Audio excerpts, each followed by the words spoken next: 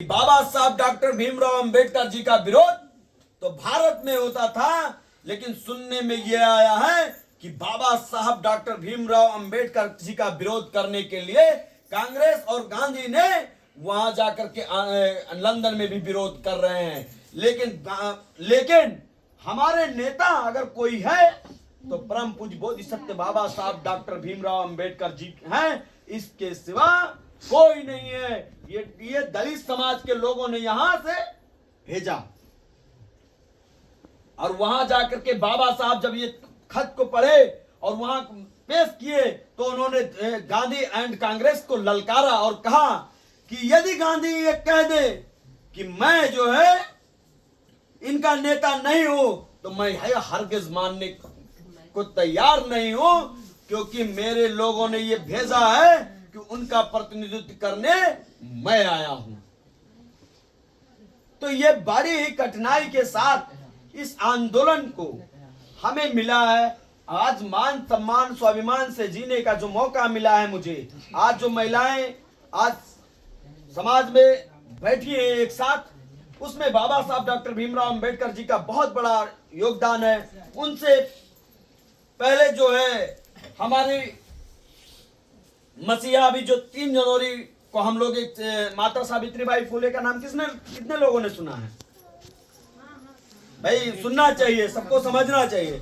माता सावित्रीबाई फुले 3 जनवरी हुई 1831 में उनका जन्म हुआ और उन्होंने बचपन में ही 9 साल के अंतर में उनकी विवाह हो गई। उनकी 9 वर्ष के आयु में ही उनकी विवाह हो गई ज्योतिबा फुले जी से। अब ज्योतिबा फुले जी से जब उनकी विवाह हो गई, वो पढ़ लिख नहीं पाई।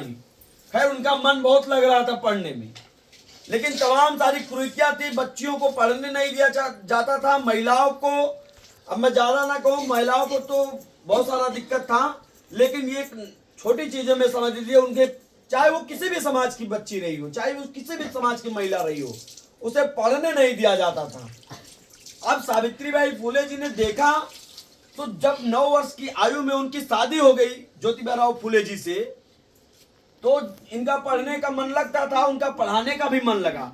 वो अपने घर ले जाकर के उन्हें पढ़ाया और 1848 में पहली स्कूल उन्होंने खोला। पहली स्कूल उन्होंने महिलाओं के लिए खोला।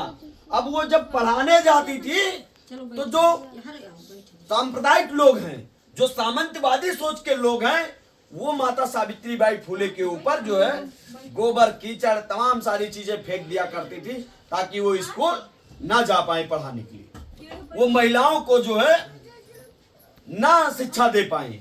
लेकिन माता सावित्रीबाई फुले अजब की साहस थी, गजब की साहस थी उनमें, गजब की ऊर्जा थी। वो जो है समाज को, सभी समाज के महिलाओं को हक दिलाना चाहती थी। वो एक कपड़ा अलग से थैले में ले जा करके वो ले जाया करती थी।